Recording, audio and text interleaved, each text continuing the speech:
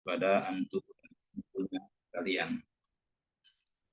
Alhamdulillah, pada kesempatan yang berbahagia ini Allah Subhanahu wa taala masih memberikan kita kenikmatan, terutama nikmat iman, nikmat Islam, dan nikmat kesehatan serta kesempatan, sehingga pada kali ini, pada kesempatan yang berbahagia ini dan berharga ini, kita masih dapat menghadiri kegiatan parenting di Sekolah EMIS Jakarta, ya, dengan tema menanamkan adab dan akhlak mulia kepada anak usia dini, ya. Masya Allah, menanamkan adab dan akhlak yang mulia kepada anak usia dini, ya. Dan mudah-mudahan acara ini berjalan dengan baik dan lancar walaupun kita memakai media Zoom, ya. Dan tentunya terkadang ada kendala-kendala yang tentunya tidak kita inginkan. Semuanya mudah-mudahan Allah Subhanahu wa taala perlancar dan berkahi kegiatan kita semua. Amin ya rabbal alamin. Salawat dan salam semoga selalu tercurah kepada Nabi yang mulia, Nabi kita, kekasih kita, Muhammad Sallallahu Alaihi Wasallam, kepada keluarganya, sahabatnya, dan pengikutnya setia sampai akhir zaman. Mudah-mudahan kita termasuk umatnya yang selalu setia dengan ajarannya sampai ruh kita berpisah dengan jasad kita. Kita sapa dulu Ustadz, alhamdulillah sudah berada di link Zoom. Ahlan wa sahlan Ustadz, kaifa halukum? Al-Karim. Masya Allah, barakallahu fikum ya Ustazi. Afika barak. Insya Allah kita tidak berpanjang kalam, ya, untuk segera kita mendengarkan wejangan atau nasihat atau masukan dan pelajaran tentunya bagi kita semua, terutama kita sebagai orang tua dan pendidik di Yayasan EMIS ini, ya. Insya Allah langsung akan disampaikan oleh Ustazuna, ya, Ustaz Abu Usama Samsul Hadi Hafizahullah Ta'ala. Kepada Al-Ustaz kami persilakan.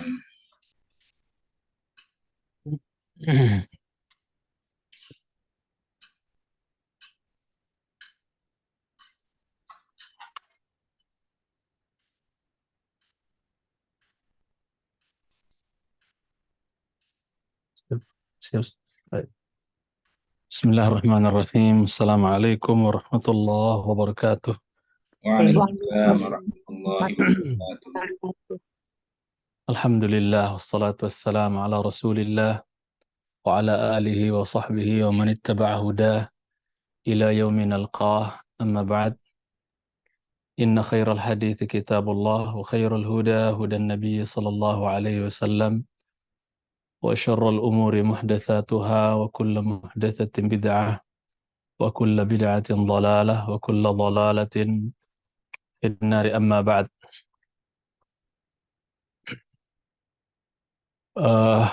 Para asatidzah dan ustadzat yang saya hormati, terutama kepada pemandu acara kita Ustadz Martaseno hafizahullah ta'ala wa ra'ah, kemudian kepada wali siswa, ya, dan siswi khusus TK, ya, terkhusus TK yang saya hormati dan saya muliakan.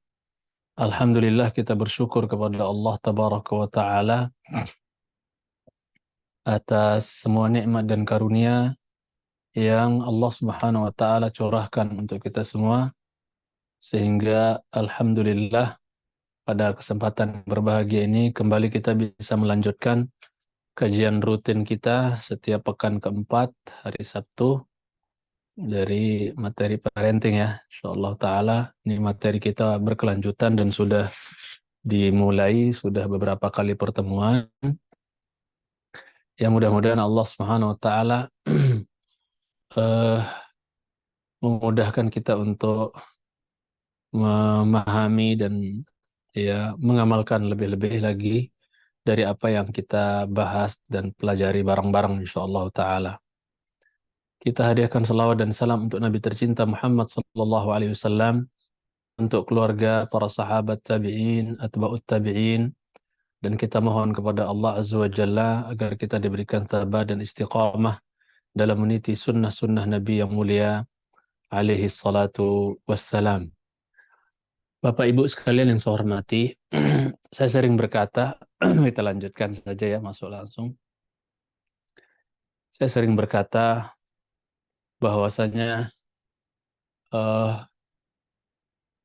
anak itu adalah merupakan amanah yang Allah amanahkan kepada kita, ya, selaku orang tua. Dan kewajiban orang yang dititipkan amanah adalah untuk dia apa? Menjaga dan memelihara dan menunaikan daripada amanah tersebut. Ya, jangan sampai kita termasuk orang-orang yang berkhianat ya terhadap amanah tersebut. Ya. Dan anak sekali lagi adalah merupakan amanah besar yang Allah ya bebankan di pundak kita masing-masing. Jangan sampai ada orang karena dia melalaikan urusan anaknya, pendidikan anaknya, tarbiyah anaknya, malah menjadi sebab dia dilipat gandakan azabnya oleh Allah Tabaraka wa Ta'ala di akhirat. Waliyadzubillah. Ya.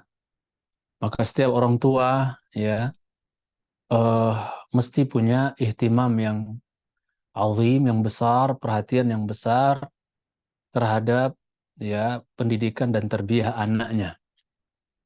Karena ini tugas yang Allah Azza wa Jalla bebankan di pundak kita semua, terutama sekali selaku orang tua. Karena yang akan dihisab duluan nanti orang tua gitu, bukan Pak Ustadz di sekolah gitu kan, bukan guru di sekolah, namun yang akan dihisab duluan adalah orang tua. Bahkan Ibnu Qayyim rahimahullah taala pernah menyebutkan bahwa yang akan dihisab duluan kelak adalah orang tua, bagaimana dia terhadap anak, bukan anak terhadap bagaimana dia kepada orang tua. Tetap nanti anak akan dihisab bagaimana dia berbakti kepada kedua orang tua, namun yang akan dihisab lebih dahulu adalah bagaimana orang tua berbakti kepada anaknya. Ya, karena tidak sedikit dari orang tua yang malah dia durhaka duluan terhadap anaknya sebelum anaknya tersebut durhaka kepada dirinya.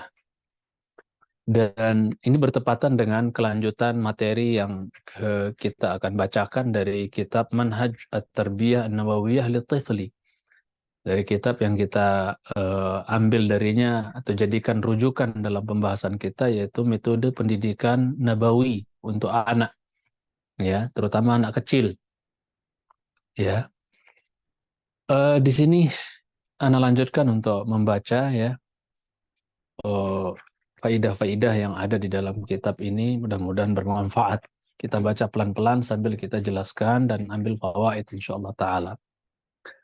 Dilanjutkan oleh penulis ya, kalau ada yang punya kitab Arabnya ini bisa dilihat di halaman 34 gitu ya.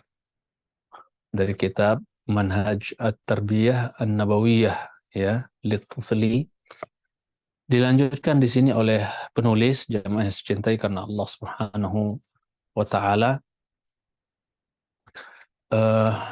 Dan saya pernah sampaikan penulis kitab ini adalah Syekh Muhammad Nur bin Abdul Hafid Suwaid ya, hafizahullah taala.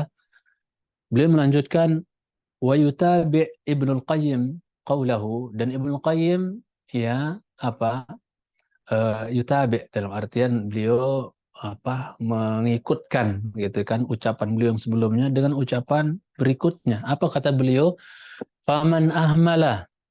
Perhatikan ini. Faman ahmala kata beliau.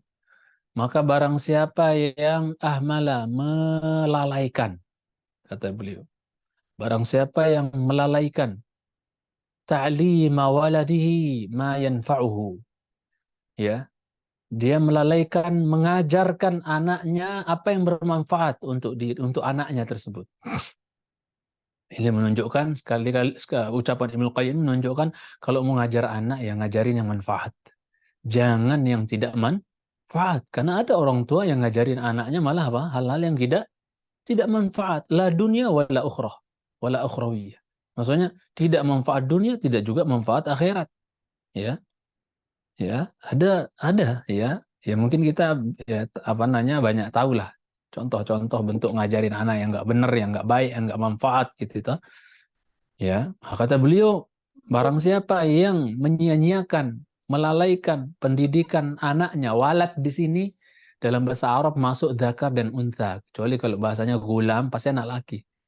Tapi kalau dikatakan walad itu masuk di dalamnya apa? Ya, anak laki dan juga masuk anak anak perempuan. Barang siapa yang menyia-nyiakan pendidikan anaknya, baik laki maupun perempuan, ma yanfa'uhu, yaitu apa yang bermanfaat untuk anaknya tersebut. Sebagai contoh misalnya eh, mengajarkan anak surat Al-Fatihah, itu manfaat ya. Pesannya para ulama, ahli ilmu, usahakanlah Bapak Ibu yang saya hormati, usahakanlah kata sebagian ulama, ya, engkau bersemangat untuk jangan sampai anak itu bisa baca Fatihah dari orang lain. Paham maksudnya? Ya, jangan sampai kalau bisa anak itu baru bisa baca apa? Surat Al-Fatihah itu dari orang lain yang ngajarin dia, entah guru di sekolah atau apa dan seterusnya. Kalau bisa berarti apa? Anak itu paham Fatihah, tahu baca Fatihah, ya, hafal Fatihah. Kalau bisa siapa yang didik dia? Siapa yang ngajarin? Orang tuanya. Karena antum bayangkan Fatihah ini akan dia baca sampai dia mati, ya enggak? Sholat nggak dia tuh insya Allah anak kita? Itu apa? 5 hari, 5 kali dalam sehari semalam, dia akan apa? Baca itu, sesuai dengan jumlah rakaat masing-masing sholat gitu kan. Berapa kali dia baca itu? Fatihah itu, ya. Seumur hidup dia sholat, membaca Al-Quran. Berapa kali dia baca itu? Dan berapa pahala yang akan didapatkan? Wong satu huruf saja berapa kata dalam hadis bin Mas'ud? 10. 10 pahala. Ya. Coba dihitung tuh isi apa? Surat Al-Fatihah itu berapa huruf isinya tuh? Berapa pahala yang akan diraih? Dan setiap kali anak itu sholat dia baca dapat pahala dan seterusnya. Coba berapa yang akan didapatkan pahala oleh yang ngajarin Fatihah pertama kali? Dalam hal ini siapa? Orang tuanya. Usahakan anak itu tahu Fatihah, hafal Fatihah. Kalau enggak bapaknya ya uminya. Lomba-lomba tuh, berlomba-lomba. Apa? Tasabuk lah, musabaqah antara bapak sama ibu lomba-lomba tuh. Untuk apa? Untuk siapa nih duluan? Ya, yang punya andil untuk anak ini si kecil, si bocil ibaratnya ngerti Fatihah, hafal Fatihah, bahkan surah-surah pendek dan seterusnya gitu kan.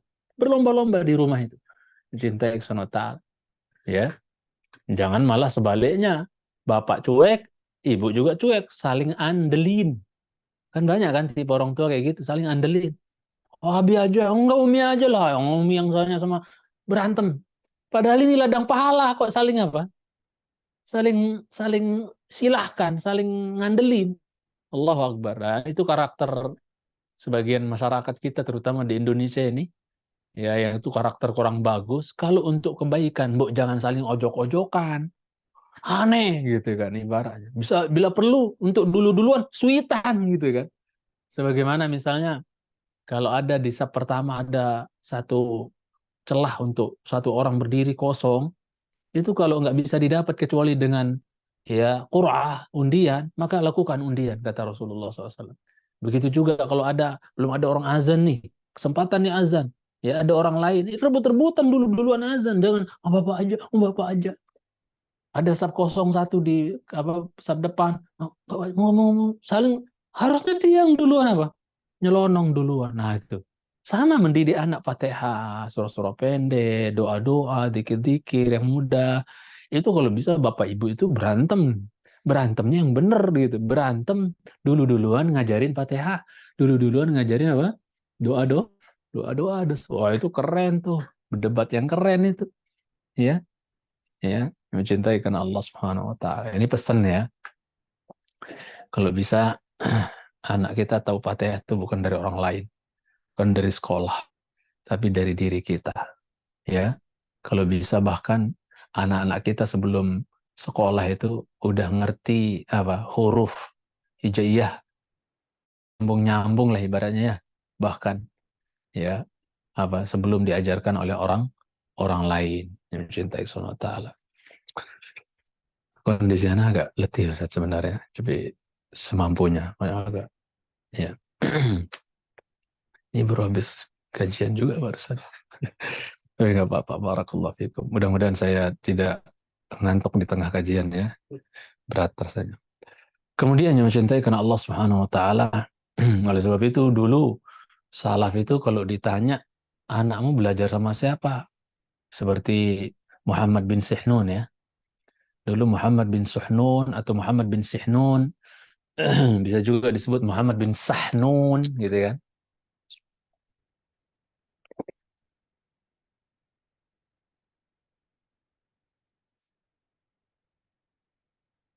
Biasanya orang kalau ngantuk ngopi ya. Karena kemudian Muhammad bin Sihnun, sebelum saya lanjut di kitab, Muhammad bin Sihnun rahimahullah taala itu ketika ditanya anakmu belajar sama siapa? Gitu kan. Anakmu belajar sama siapa gitu kan. Ya paling tidak pelajaran-pelajaran dasar lah ya, pelajaran-pelajaran dasar ya, selain yang mungkin dia pelajari nanti di sekolah gitu kan, paling tidak orang tua yang punya andil untuk mengajarkan kepada anak tersebut. Muhammad bin Sihnun rahimahullah atau Sahnun, ketika ditanya anakmu belajar dari siapa, gurunya siapa, yang ngajarin siapa, maka dia katakan dengan pedenya, ini atawallal amala binafsi, saya ngurus sendiri anak saya itu. Saya yang didik sendiri, saya yang ngajar sendiri anak saya itu. Ya. Kemudian dia katakan ya oleh Muhammad bin Sihnun, "A'alimta anna ajraka fi dzalika a'zamu minal hajj wal ribat wal jihad?" Kau bayangkan. Kamu tahu enggak katanya? Apakah kau tahu kata Muhammad bin Sihnun bahwa pahalamu ngajar anakmu sendiri itu lebih besar pahalanya dibandingkan pahala haji, pahala ribat. Ribat itu menjaga perbatasan. Tentara-tentara yang berjaga di tapal batas gitu ya, negara gitu kan. Menjaga stabilitas keamanan negara di perbatasan gitu kan. Itu namanya murabatah. Dan kalau mati ya syahid dalam Islam. Itu pahalanya lebih gede ngopenin anak dewe, ngopenin anak, didik anak, akhlak, didik anak, Quran, apa dan seterusnya, itu pahalanya lebih gede dibandingkan ngajari apa? Dibandingkan haji, dibandingkan ibadah ribat, dibandingkan ibadah jihad. Berarti ngajar anak itu apa? Jihad yang lebih besar dibandingkan jihad apa? Pedang di medan laga. Luar biasa, nggak main-main. Cintai karena Allah Subhanahu wa taala. Ya, keutamaan dan fadilah daripada kita mendidik anak-anak kita. Makanya selevel Imam Ahmad rahimahullah, saya mau tanya, Imam Ahmad sibuk nggak Ustaz kira-kira? Imam Ahmad selevel Imam Ahli Sunnah wal Jamaah, Imam Ahmad sibuk nggak beliau kira-kira? Insya Allah beliau lebih sibuk dibandingkan kita. Tapi beliau sampai khotam talkinin anaknya Quran sampai 2 kali khotam talkinin anaknya Al-Quran itu sampai 2 kali khotam. Kita Fatihah pun kalau kita pernah ajarin anak kita, taunya anak kita hafal Fatihah dari gurunya mungkin. Makanya saya bilang tadi kalau bisa anak itu hafal Fatihah itu jangan dari orang lain gitu. Biar kita yang meraup pahala pertama anak kenal Quran, kenal Fatihah itu dari kita gitu kan. Subhanallah. Yang mencintai karena Allah Subhanahu wa taala. Ya, selevel Imam Ahmad sesibuk beliau ibaratnya, tapi sempat beliau talqin anaknya sampai khotam 2 kali.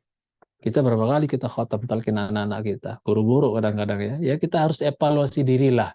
Dan kalau nggak bisa persis dengan mereka, salaf dulu ya mirip-mirip lah, tasyabuh, rempet-nyerempet lah ibaratnya gitu kan. Walaupun nggak bisa jeplak kayak mereka. Ya kita harus akui kita semua banyak kekurangan. Dan kita harus banyak muhasabah diri, evaluasi diri terkait tentang pendidikan anak kita ini. Sudah sejauh mana ihtimam dan perhatian kita, inayah kita tentang pendidikan anak-anak kita yang mereka adalah aset akhirat kita, gitu kan? Mbok kak, mbok ya apa kok kalau anak kita soleh, soleha itu yang ngerasain buah manisnya siapa? Oh kita juga kan, ya kan? Kita juga yang merasakan ya pernah yang akan mendapatkan manisnya buah dari letih kita, biaya yang kita keluarkan dan sebagainya.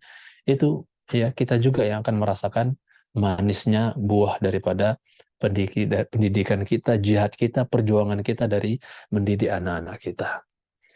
Kemudian kata Ibnu Qayyim rahimahullah taala, barang siapa yang melalaikan pendidikan anaknya apa yang bermanfaat, ya, diajarkan hal-hal yang manfaat. ajarin cara makan, adab minum, adab tidur, adab sama duduk sama di hadapan orang tua, adab sama guru, adab semua kita ingatkan. Yang mencintai karena Allah SWT, adab safar, adab naik kendaraan, naik tanjakan, turun tanjakan, dan seterusnya. Kasih tahu semua. Ya, cintai karena Allah SWT. Ajarkan mereka yang bermanfaat. Tadi kalau nggak salah disebut oleh Ustadz, apa tadi itu? Tentang adab ya. Tadi beliau menyinggung adab. Ya kan? Ya. Jadi apa? Ajarkan itu. Ya, mencintai karena Allah SWT. Ajarkan mereka adab makan dan seterusnya. Itu dicontohkan oleh Nabi SAW tatkala beliau ya makan dengan ya Amr ya ibn apa Umar ibn Abi Salam. Maka Rasulullah SAW katakan apa? Ketika tangannya gerayang ke sana kemari dan seterusnya, makan nggak pakai Bismillah apa? Diajar adabnya oleh Nabi SAW. Dikatakan apa? Ya gulam, anak laki bocil gitu kan. Semillah, ucapin Bismillah dulu nak. Gitu. Masya Allah, ajarkan mereka adab makan. Ya, semillah, wakul biyamin. Yang menurut pendapat Syekh Muhammad bin Shalih Utsaimin rahimahullah, yang bahwasanya baca Bismillah ketika makan itu hukumnya wajib. Tanamkan bahwasanya baca Bismillah itu wajib nak. Gitu kan. Ajarkan mereka. Menurut pendapat yang sahih, membaca tasmiyah atau Bismillah ketika mau makan, mau minum itu hukumnya wajib. Kenapa? Karena kalau kita nggak baca Bismillah, setan ikut makan, nimbrung, ya nggak? Mau nggak kita dikerumunin sama setan makannya? Ya, menunjukkan wajib supaya setan nggak ikut nimbrung dalam makan kita, minum kita. Bahkan dalam campur suami istri itu hendaknya kita apa? Bismillah gitu kan, doa supaya setan nggak ikut gitu, ikut campur. Naudzubillah, sehingga anak jadi bandel, jadi bader, membangkang, susah diatur, suruh sholat, macam-macam lah. Ya. Jangan gerasa gerusuk gitu kan. Doa dulu, Bismillah dulu, seperti itu. Yang mencintai karena Allah Tabaraka wa Ta'ala. Kemudian, jadi sekali lagi ajarkan yang manfaat, terutama adab, ajarkan mereka itu. Ya, seperti dulu ibundanya siapa tuh?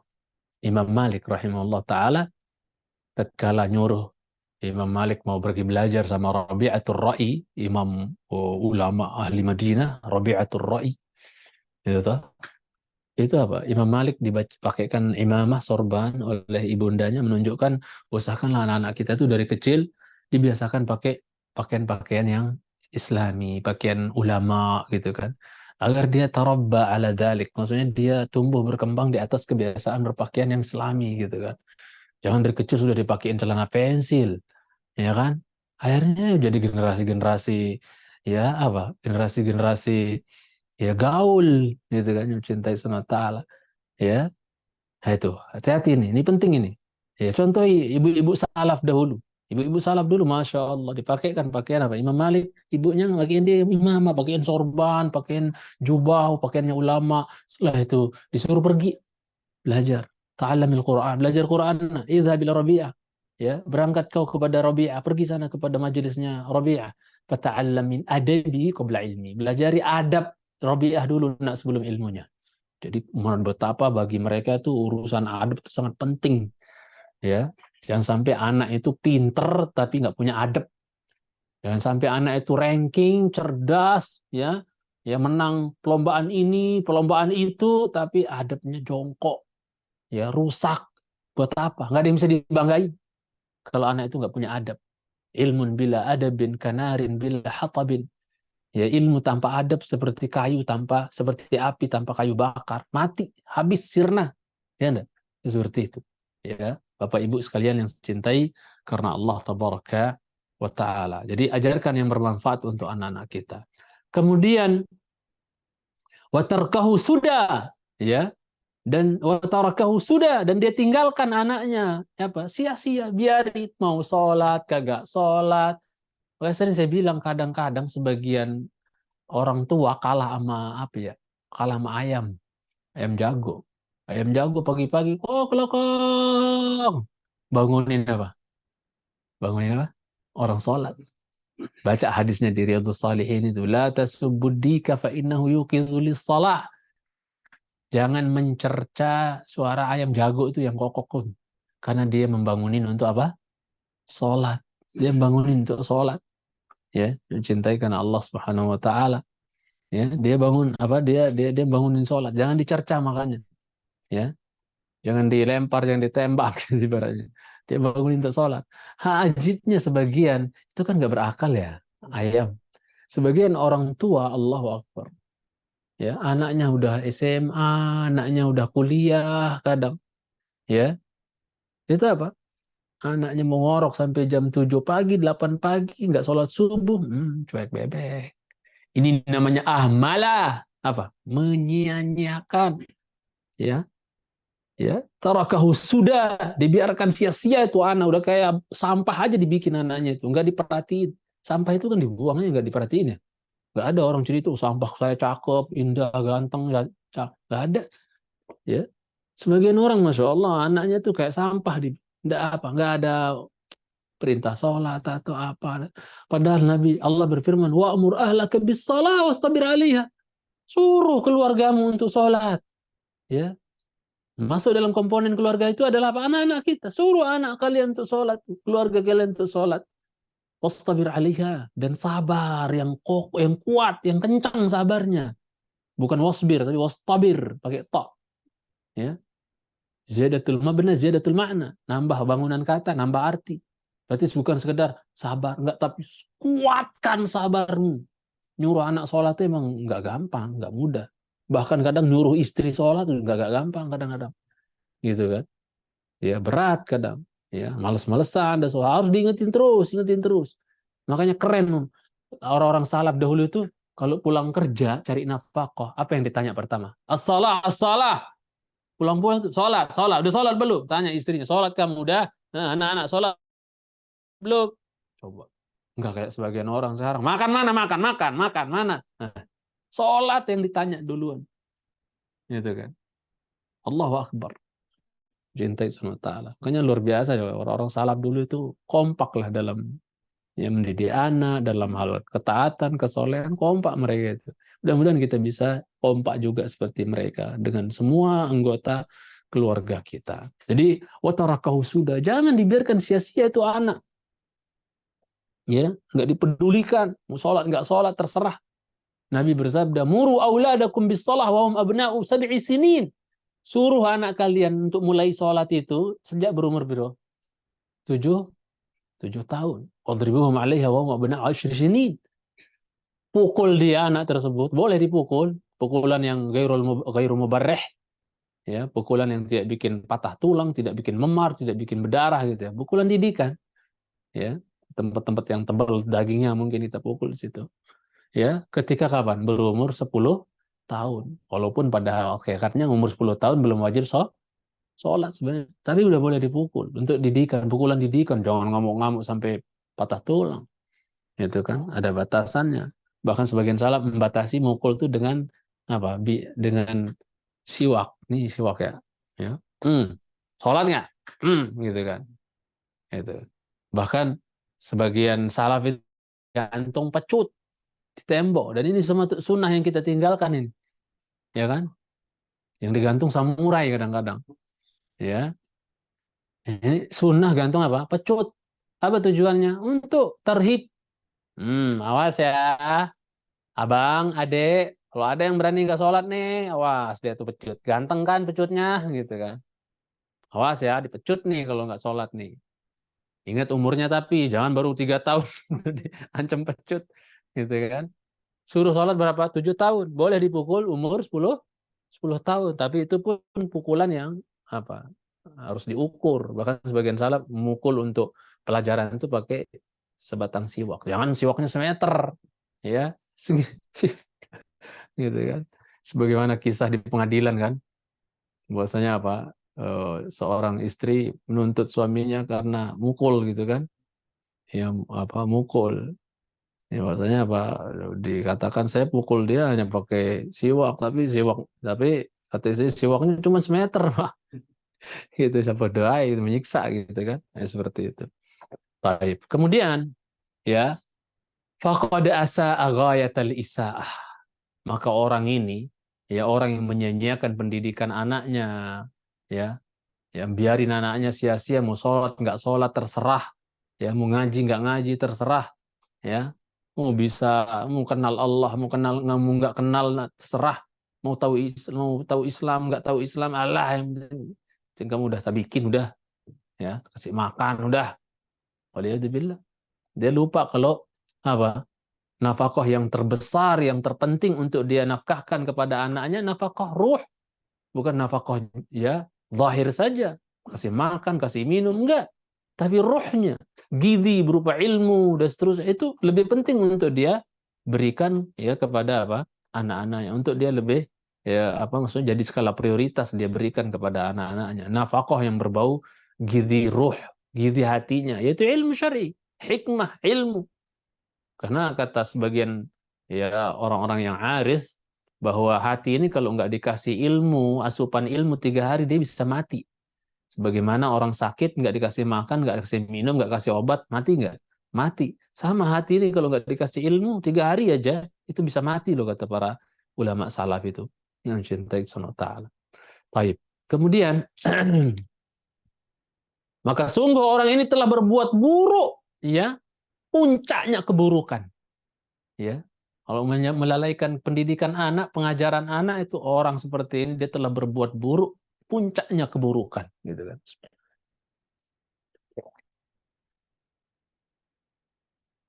Nggak pantas kalau di zaman salaf kalau orang nggak perhatian pendidikan anaknya itu dianggap kayak banteng. Banteng itu apa ya? Binatang ya, ya kan? Seperti seorang bapak dihajar sama anaknya, ya, anaknya mukul dia, maka dia tuntut ke pengadilan lah gitu ya. Hakimnya pinter. Kamu ajari hal alam tahul Quran. Bapak pernah ngajarin anaknya Quran nggak? A, ba, ta, sa, ja, ha, kho. Pernah ajarin nggak? Ya, dia kata, tidak. Nggak ada waktu dia. Sibuk katanya. Ya, dikiranya yang mati-mati di kuburan itu matinya lagi nggak sibuk apa tuh? Itu lagi sibuk semua tuh yang di kuburan. Ya kan? Kemudian apa? Yang kedua, hal alam tahu sunnah. Kau pernah ajarin anakmu sunnah nggak? Ah, sunnah-sunnah ringan paling tidak ya kan? Sunnah ketika ini, sunnah ketika... Pernah ajarin? Tidak. Nggak ada waktu dia. Oh, apa kata sang hakim? Wah, kamu ditabok sama anakmu. Dhannaka thawran fadarabaka. Mungkin anakmu menganggap kamu itu banteng. Akhirnya kamu ditabok sama anakmu. Jadi kayak nggak ada harganya gitu. Cintai karena Allah SWT. Mesti, wajib orang untuk dia memperhatikan pendidikan anaknya. Karena kalau enggak, dia telah berbuat buruk sepuncak-puncaknya keburukan. Kata Ibnu Qayyim, bukan kata saya. Puncaknya keburukan itu. Ya, Insya Allah. Dosa loh jemaah. Dosa kita kalau kita melalaikan pendidikan apa? Anak kita. Ya, maksudnya pendidikannya sesuai dengan kadar umurnya ya. Umur sekian apa yang kita kenalkan, umur sekian apa yang kita kenalkan, umur sekian apa yang kita kenalkan. Gitu tak? Mencintai sunnah ta'ala. Lebih-lebih lagi kalau kita kurang ilmu, apa? Bentuk perhatian kita terhadap pendidikannya, seret dia ke sekolah, ke pondok, kemana, dan seterusnya. Di tempat kutab-kutab, di tempat markas-markas ilmu, dan seterusnya. Bawa dia. Mencintai karena Allah Subhanahu wa taala. Itu bentuk ihtimam dan perhatian kita, sayang kita terhadap anak kita. Malah kalau anak kita umpetin terus di rumah, kita pingit terus di rumah, itu bunuh anak namanya. Oh, saya sayang sama anak saya nggak mau jauh dari anak saya.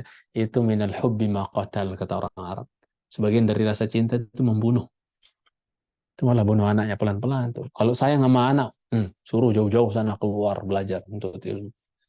Itu baru sayang anak itu, yang benar. Ya, cintai sama. Orang salah kaprah dalam sayang anak kadang-kadang. Ya, itu. Ya, dikiranya ketika ya, apa, dia titip anaknya atau amanahkan anaknya di sekolah, di pesantren, di mana, ya, dianggapnya itu apa, nggak sayang anak dan seterusnya, buang anak. Enggak, itu malah sayang anak. Ya, yang kalau mereka alim, mereka soleh, yang ngerasain manisnya juga kita, gitu kan, orang tua. Ya sabar, sabar misah sama anak, nanti pulang juga kok, gitu kan, insya Allah. Kecuali dia mati di jalan menuntut ilmu, maka ya kita berbahagia, mati syahid dia. Ya, orang mati tenggelam, mati terbakar ya syahid, ya. Maka apa? Ya, bagaimana mati menuntut ilmu? Lebih syahid lagi. Kemudian dikatakan wa aktsarul aulad, dan kebanyakan anak-anak innama jaa fasaduhum min qibalil aba. Kebanyakan anak-anak itu hanya saja datang kerusakan mereka itu, hancurnya, rusaknya, berandalnya sebagian anak itu apa? Yang menjadi sebab utamanya itu adalah apa? Dari sisi bapak. Mentang-mentang dia banyak duit, cari duit kemana? Oh, duitnya nggak berseri sudah kan. Kalau di bank prioritas, ya gitu tuh. Wah, buat apa bapak cari duit kalau enggak untuk nyenengin kamu? Fasilitas ini, fasilitas itu. Wah, lengkap, is. Akhirnya tanpa kontrol. Kasih fasilitas tapi no kontrol. Ya. Tidak mengamalkan makna ayat, ya, arsilhu ma'ana ghadan yarta' wa yal'ab wa inna lahu lahafizun. Kata saudara-saudara Yusuf, Pak, biarin dong, kasih dong, izinin dong tuh Yusuf main besok sama kita, senang-senang main. Ya, ya. Wa inna lahu lahafizun. Kami akan kontrol Yusuf, kami akan jaga. Ini yang hilang. Hilangnya kontrol. Kasih permainan, tapi apa? Kasih peralatan, kasih gadget apa, tapi nggak dikontrol. Apa yang ditonton? Ini camkan wa inna lahu lahafizun. Kami kontrol, kami jaga gitu kan. Ini yang kita banyak lengah. Udah tahu anak-anak zaman sekarang lebih canggih dia ilmu apa? Pengetahuan dia tentang HP dibandingkan orang tua kan. Orang tua gaptek, anaknya udah sampai Syekhul Islam sudah dia urusan HP. Ya, dikibulin orang tuanya. Mau dia berselancar sana sini, buka apa, buka itu yang haram-haram dan seterusnya, tidak ada kontrol. Makanya bagus ya sekarang kalau apa ada gadget-gadget yang dia ada ininya ya, ada untuk safety-nya apa? Kontrol anak ada kan? Tuh, bagus itu, supaya nggak sembarangan dia apa kesana kemari gitu kan? Ya itu paling tidak bentuk usaha ya untuk ini. Sambil dibatasi, jangan apa sepanjang hari. Itu yang banyak bikin orang jadi itu sakit apa tuh banyak ya. Ya, sehingga saking saking tiap hari hidupnya dengan gadget, ngegame, akhirnya apa? Tidur-tidur. Ada nggak kayak gitu? Hah, nah, jangan sampai anak kita rusak kayak gitu. Sayang katanya, tapi apa? Kata Ibnu Qayyim, dia menyangka dirinya sayang, sebenarnya dia telah apa? Ya, menghancurkan anaknya, kata Ibnu Qayyim rahimahullah taala. Jadi, Bapak Ibu sekalian saya hormati, ini bukan kata saya ya, kata Ibnu Qayyim rahimahullah taala yang mengatakan hanya saja banyak datang kerusakan anak itu malah datangnya dari sisi bapak karena dibiari, difasilitasi tanpa kontrol, dia sibuk, nggak tahu apalah yang di Allahu Akbar. Ya. Ya itu. Ya dia juga sendiri sibuk dan seterusnya. Sampai sebagian anak bercita-cita jadi iPhone gitu kan. Karena orang tuanya apa? Sibuk dengan iPhone-nya, ya lebih sayang sama iPhone-nya dibandingkan anaknya. Lebih perhatian sama iPhone-nya dibandingkan anaknya. Sampai ada anak di India ditanya cita-citamu apa, dia bilang cita-citaku jadi iPhone. Karena saking rindu terhadap kasih sayang dan perhatian orang tua. Udah tahu kita sibuk, pergi pagi, pulang malam, ya, dan seterusnya kadang-kadang udah pada istirahat, jarang interaksi. Tambah lagi kita nggak kasih kesempatan hanya walaupun setengah jam ibarat untuk bercengkrama dengan mereka. Oh, aduh, zalim kita jadi orang tua. Mencintaikan Allah Subhanahu wa taala. Akhirnya nanti nggak tahu perkembangan anak, nggak ngerti anaknya gimana, karakternya apa, dan seterusnya. Nah, itu mencintai Subhanahu wa taala. Kasih waktulah, kesempatan, terutama di hari-hari libur tuh. Jalan sama mereka. Biarkan dirimu diculik sama anak-anakmu tuh. Ya, jalan sana sini. Mereka punya hak. Ya. Wa inna li ahlika alika haqqa. Keluargamu punya hak kata Nabi sallallahu alaihi wasallam. Bukan kerja terus, ya. Ya, ada waktu untuk anak. Ada waktu untuk jalan sama mereka, ngobrol, jangan kekurangan modal. Ya, bagian orang tua bonceng anaknya, bawa mau anaknya satu mobil, nggak ngobrol-ngobrol tentang, nah di mana sekolahnya, berapa hafalanmu, ayo ya, merojaah sama Abi, nggak ada tuh. Udah ajak makan, udah berak pulang lagi, nggak ada obrolan, kurang modal, makanya orang tua juga harus punya ilmu. Ya, Nah, itu. Makanya banyaknya rusak anak itu karena orang tua, kata Ibnu Qayyim rahimahullah taala. Ya, kata para ulama, ma fil aba fil abna. Apa yang ada pada orang tua biasanya itu juga yang ada pada anak. Ya, anak itu ya apa namanya? Investif apa istilahnya itu? Investasi kita gitu kan, ibaratnya. Kita ke Allah Subhanahu wa taala. Ya, gimana kita ya? Orang bilang air nggak akan jatuh jauh dari talang gitu kan. Buah nggak akan jatuh jauh dari pohon. Walaupun itu nggak mutlak, tapi biasanya kebanyakan di lapangan kayak ngono, kayak gitu kan. Baik. Kemudian apa? Wa aktsaru aulad innama jaa fasaduhum min qibalil aba wa ihmaluhum lahum. Ya, ya. Dan dan mereka melalaikan anak-anak mereka tersebut. Disebabkan orang tua melalaikan anak-anak mereka tersebut. Lihat anak-anak yang nongkrong malam minggu, malam ahad. Anak-anak SMP itu, laki perempuan, ngudut, pinggir jalan, ngabisin waktu, malam dan seterusnya, wala sholat, wala apa. Wallahi wa billahi wa tallahi, Allah akan panggil bapaknya nanti itu ibu, orang tuanya. Terutama bapaknya, Allah akan panggil. Ya. Ar-rajulu ra'in fi ahlihi wa huwa mas'ulun an ra'iyatihi. Ya. Seorang bapak itu adalah pemimpin dalam negeri kecil yang namanya rumah tangga. Dan dia akan dihisap, ditanya oleh Allah tentang apa? Tentang rakyatnya tersebut. Bagaimana dia memimpin. Berat jemaah, ini anak yang ngomong kayak gini aja takut jemaah. Ya, takut. Takut saya. Ya, takut saya belum bisa seperti yang saya sampaikan gitu kan. Tapi kekurangan saya tidak menghalangi saya untuk kita saling menasehati. Betul nggak Ustaz? Taksir yang ada pada saya, kekurangan ya yang ada pada saya tidak menghalangi saya untuk mengingatkan sesama saudara saya. Saya juga butuh diingatkan loh. Jangan dikira saya doang yang boleh nasihatin atau mengingatkan. Antum tolong ingetin saya kalau ada kekeliruan, kesalahan. Antum kurang nih, antum. Oh, senang sekali saya. Karena ada orang kalau diingetin gengsi ya. Ya nggak? Ada nggak Ustaz? Egonya main kalau diingetin. Sok pinter gitu. Sok udah sempurna gitu. Kalau anak, Insya Allah. Dan ini karakter yang harus kita miliki semua. Siapapun yang ingatkan kita kebaikan, legowo terima. Selama itu kebaikan. Hatta anjing yang mesenin kita, kita lewat di jalan ada anjing lewat, Pak, kamu harus begini. Kalau benar, terima kata anjing itu. Sebagaimana Abu Hurairah dengar apa kata iblis, ya ngajarin ayat kursi sebelum tidur. Iblisnya sih pendusta gitu kan. Tapi apa? Apa yang disampaikan itu benar nggak? Benar. Tapi jangan salah paham juga. Oh berarti boleh ngaji sama iblis? Enggak, gitu kan? Enggak.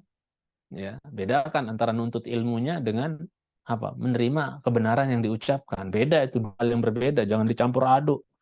Gitu kan? Ya.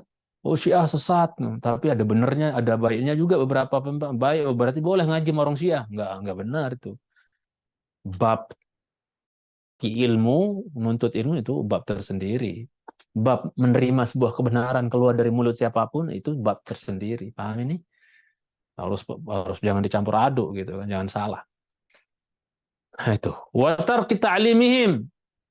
Ayo tarku ta'limihim faraid ad-din wa sunanah wa sunanah, dan melalaikan mengajarkan mereka apa? Meninggalkan mengajarkan mereka fardu-fardunya agama. Apa yang diwajibkan oleh agama? Wajib puasa, wajib sholat, wajib ini, wajib itu. Diajarkan.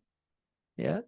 Ketika dia tinggalkan, diingatkan. Oh, nggak boleh, ini dosa besar. Nah, ini kewajiban dari Allah. Fardu hukumnya. Kalau ditinggalkan dosa besar. Ini. Kasih tahu. Ajarkan mereka. Nggak boleh nggak sholat. Nah, ya. Ya. Nggak boleh nggak sholat. Ya. Dalam hadis Bukhari, apa kata Nabi SAW? Ya. Alladhi tafutuhu sholatul asri. Ya. Faka'annama butira maluhu wa ahluh. Orang yang luput darinya sholat asar, seolah-olah telah dirampas, putus ya dari dirinya harta dan keluarganya semua. Dalam artian mending harta benda kita ludes semua, mending keluarga besar kita hancur mati semua daripada kita berani ninggalin sholat asar sekali. Bagaimana pekan-pekan, berbulan-bulan, bertahun-tahun? Oh, lebih ngeri lagi. Ajarkan mereka tentang fardu-fardu Allah Azza wa Jalla. Wa sunanahu, sunnah-sunnahnya juga. Ajarkan sunnah ini, sunnah itu, sunnah ini, sunnah itu. Makanya tadi si hakim itu kan nanya, bilang apa? Hal alam tahu sunnah? Kau pernah ajarin anakmu sunnah? Ternyata nggak pernah semua. Wala Quran, wala sunnah nggak pernah diajarin. Berarti ini judulnya, bapak ini telah durhaka duluan sama anaknya sebelum anaknya durhaka sama dirinya. Jelas ini? Nah,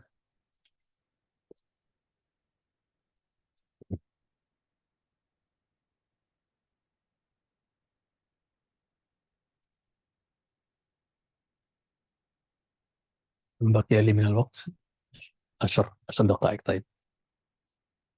Kita masih ada waktu 10 menit lagi, jemaah. Mudah-mudahan kuat insya Allah lehernya. Kalau badan Anda sih masih kuat, Ustaz. Tapi ini ngomong terus. Pita suara saya kayak agak capek dia. Ngomong terus berhari-hari. Beberapa hari ini posir. Kalau tenaga sih masih ada, Ustaz. Masih fit saya kalau badannya. Enak saya kan. Ini rajin olahraga juga kan. Tapi fisik oke. Tapi suara ini nggak bisa di ini. Jadi kalau ngomong tuh kayak ada yang kayak sakit. Ala kulli hal, mudah-mudahan Allah memberikan kita kesehatan semua dia, ya, panjangkan umur kita di atas taat. Allahumma amin. Kemudian kata beliau, ya, ya, dan ketika kita mendidik anak kita fardu-fardu yang sunnah-sunnah, kita sedang mendesain atau kita sedang menggiring anak kita untuk masuk ke dalam Islam secara kafah, sempurna, secara komprehensif. Karena Allah memerintahkan, ya ayyuhalladzina amanu dukhulu fis silmi kafah. Wahai orang beriman, masuk kalian ke dalam Islam secara apa?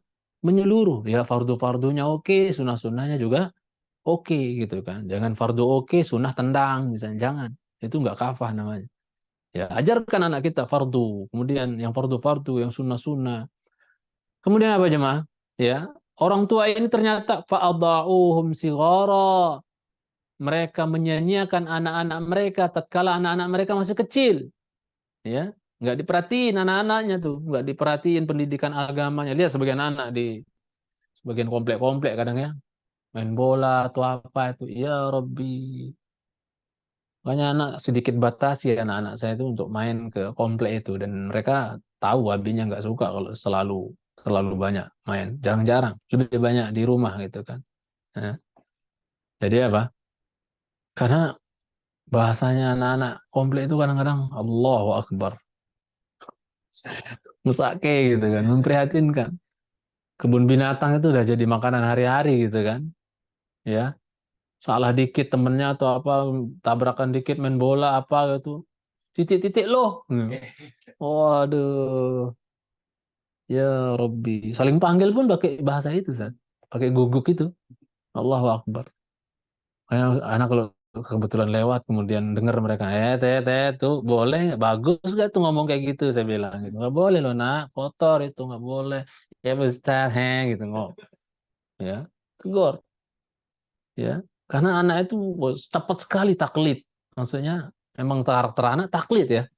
Dari kecil anak itu punya karakter taklid. Lihat bapaknya pakai sepatu, dia pakai pula sepatu bapaknya. Ya kan? Copycat istilahnya ya, apa istilahnya itu? Ya. Copy paste gitu ya, apalah bahasanya. Ya, gitu. Jadi ya fadha'uhum sighara, mereka sia-siakan anak-anak mereka tatkala masih kecil, falam yantafi'u bi anfusihim wa lam yantafi'u ya apa aba'ahum kibara. Ya. Akhirnya apa yang terjadi? Mereka anak-anak itu nggak bisa mengambil manfaat dari dirinya sendiri. Udah dia kayak sampah aja tuh, sampah masyarakat.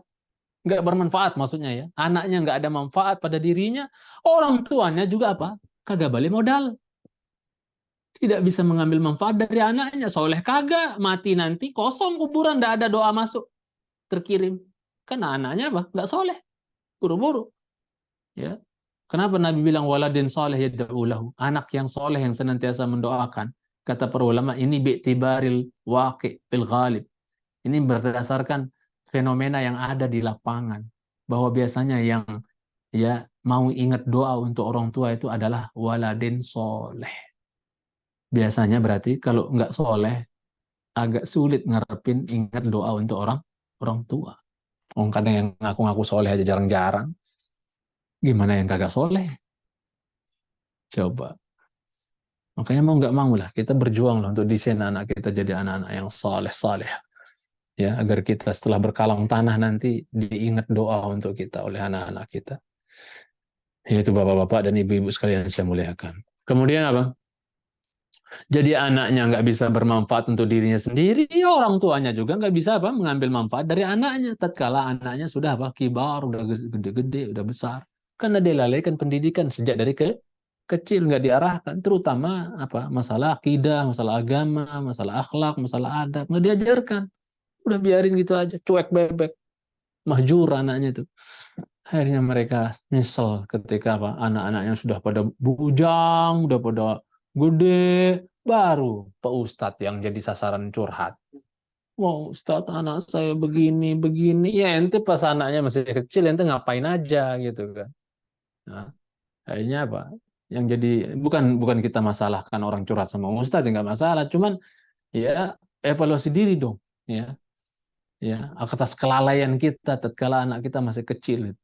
Bahkan dari kita ya ibaratnya menyemburkan cairan kita itu kita lalaikan, main gasak gusuk aja, nggak pakai doa, nggak pakai bismillah, ya nggak pakai doa, Allahumma jannibna syaitan wa jannibis syaitan ma razaqtana dan seterusnya, dia lalaikan, ya akhirnya sudah digerubuti setan, ya jadi bader bandel dan seterusnya, karena dari sejak percampuran aja udah nggak ingat Allah gitu kan, nggak perhatian.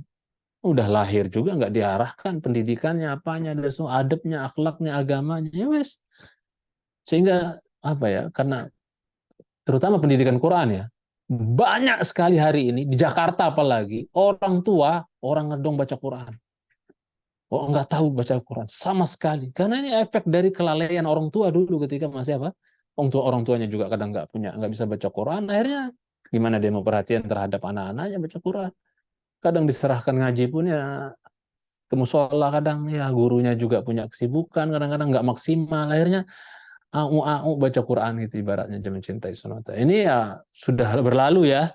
Tinggal kita sekarang di sisa umur ketika kita masih hidup, Allah kasih umur, perbaiki diri kita. Karena belajar nggak mengenal apa? Nggak mengenal umur sampai mati. Kata Imam Ahmad, utlubul ilma minal mahdi ilal lahdi, kata Imam Ahmad. Tuntutlah ilmu dari sejak buayan sampai masuk liang lahat, kata Imam Ahmad rahimahullah taala. Mencintai sunata. Kita selesaikan ucapan Ibnu Qayyim rahimahullah. Kama ataba ba'dhum waladahu 'alal 'uquq. Sebagaimana sebagian mereka, sebagian orang tua maksudnya, dicela anaknya. Kenapa kamu durhaka, nak? Tega banget kamu durhaka sama bapak, sama ibu, dan seterusnya. Ya, dicela anaknya. Dasar anak durhaka, anak nggak tahu diri, nggak tahu terima kasih sama orang tua, macam-macam lah dia aibi anaknya, dia cela anaknya. Faqal, maka anaknya pintar jawabnya. Ya, ya. Apa dia bilang? Ya abati, bapak katanya. Innaka aqaqtani sagiran fa aqaqtuka kabiran. Sesungguhnya bapak telah durhaka kepada saya tatkala saya masih kecil. Bapak nggak didik saya, nggak arahkan saya ngaji, datengin ustadz ini, ustadz ini. Paham ini? Engkau telah durhaka kepadaku ketika aku masih kecil, bapak. Maka wajar aku sekarang durhaka sama engkau setelah aku dewasa. Katanya salah bapak. Bahkan sebagian mereka itu ada yang dikamplang sama anaknya, tabok sama anaknya, dia nggak balas, dia biarin aja, dia nggak balas.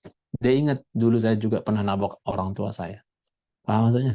Kedurhakaan dibalas kedurhakaan. Makanya jadi orang tua, jadi anak. Kalau kita punya orang tua, apa? Berbaktilah kepada anak-anak, apa kepada orang tua kita. Kalau kita ingin anak-anak kita bakti sama kita, paham maksudnya? Ya, biru abaakum ya barrukum abnaukum. Bakti sama orang tua kalian, nanti anak-anak kalian juga akan bakti sama kalian. Al jaza min jinsil amal, balasan sesuai dengan perbuatan. Ya. Wa adha'tani walidan, engkau nyia-nyiakan aku bapak tatkala aku masih kecil, ya, dari aku lahir masih kecil tuh kau sia-siakan aku. Fa adha'tuka syaikha, ya wajar saya menyia-nyiakan kau juga setelah kau jadi udah tua bang, tua renta. Banyak nggak anak yang menyia-nyiakan orang tuanya? Allahu Akbar, anaknya sudah enak hidup kemana di daerah di ya, luar kota di mana, bapaknya ya Allah sengsara, ya jadi gembel dan seterusnya. Bisa jadi itu, bisa jadi itu di antara efek dia juga dulu menyia-nyiakan apa? Anaknya. Ya, dia nyanyiakan anaknya ketika anaknya masih kecil, akhirnya apa? Setelah dia tua, anaknya juga balas menyanyiakan. Anaknya nggak soleh, nggak dididik agama. Saya tanya Ustaz, ada nggak anak yang soleh, tega, biarin orang tuanya jadi gembel di jalanan? Ada nggak Ustaz? Insya Allah kalau dia soleh beneran ya, bukan soleh-solehan doang. Soalnya, kalau dia soleh beneran, ada nggak yang tega biarin orang tuanya jadi gembel di jalanan? Nggak ada. Ya, berarti mengkhawatirkan tuh, mencurigakan tuh. Kenapa dia jadi gembel di jalanan? Bisa jadi dulu dia juga apa? Biarin anaknya, nggak peduliin anaknya. Sekarang dia nggak dipeduliin anaknya. Itulah hidup ini, ya apa ya, begitulah ya keadilan Allah Subhanahu wa taala. Terakhir kata beliau, udah selesai. Sampai sini kajian kita dulu, hanya membawakan ucapan Ibnu Qayyim rahimahullah taala. Habis waktu kan Ustaz? Ya. Sampai sini dulu, sedikit saja yang mudah-mudahan sedikit ini bermanfaat. Anak kasih tanda dulu biar pertemuan yang akan datang Sabtu pekan keempat yang akan datang kita nggak bingung mulai dari mana. Emis. Sampai sini dulu saya izin istirahat ya. Lehernya udah lumayan, masya Allah. Masya Allah. Sampai di sini dulu. Bapak Ibu yang saya hormati, gaya ngomong saya kayak gitu ya. Ya apa? Jadi mohon maaf kalau ada yang ini nggak ada yang maksud untuk nggak. Ya gitulah gaya ngomong saya. Apa adanya dan semua saya sampaikan karena saya cinta kepada Bapak Ibu ya karena Allah Azza wa Jalla. Ingin kebaikan buat diri saya dan juga Bapak Ibu dan buat anak-anak kita semua. Semoga kita dikaruniakan anak-anak yang saleh insyaallah taala, salihah ya sebagaimana doanya Ibrahim, Rabbi habli minas salihin. Sampai di sini nanti kita lanjutkan di pekan keempat insyaallah taala. Barakallahu fikum wa sallallahu ala Muhammadin wa ala alihi washabihi barakasallim. Subhanakallahumma bihamdik asyhadu an la ilaha illa anta astaghfiruka wa atubu ilaik. Assalamualaikum warahmatullahi wabarakatuh. Jazakumullah khair Ustaz Martasena. Barakallahu fikum Ustaz. Syukran wa jazakumullah khairan ya Ustazi. Syafakallah syifaan ajilan la yudiru saqamah wa nafa'allahu wa qulumaka wa quwwaka wa tanta Ustazi. Semoga tazkirah ini atau nasihat ini menjadikan kita sadar akan amanah yang besar di pundak kita, yaitu anak kita sendiri gitu kan. Kemudian mudah-mudahan kita dengan tazkirah dan nasihat ini tidak lalai dalam mengajarkan anak-anak kita, terutama terhadap faraiduddin wa sunanihi, hal-hal yang wajib dalam agama dan sunnah-sunnah dalam agama ini. Dan mudah-mudahan dengan kita senantiasa memperhatikan pendidikan agama anak kita, Allah Subhanahu wa taala mengaruniakan kepada kita anak-anak yang soleh dan solehah, dan tidak mengaruniakan kepada kita anak-anak yang durhaka terhadap kita. Mudah-mudahan anak kita menjadi anak yang bermanfaat untuk kita semua di dunia dan akhirat. Syukron wa jazakumul khairan Ustazi atas ilmu yang bermanfaat ini. Kita akhiri dengan doa kafaratul majelis. Subhanakallahumma wa bihamdika La ilaha illa anta astaghfiruka wa atubu ilaik. astaghfiruka wa atubu ilaik. Assalamualaikum warahmatullahi wabarakatuh.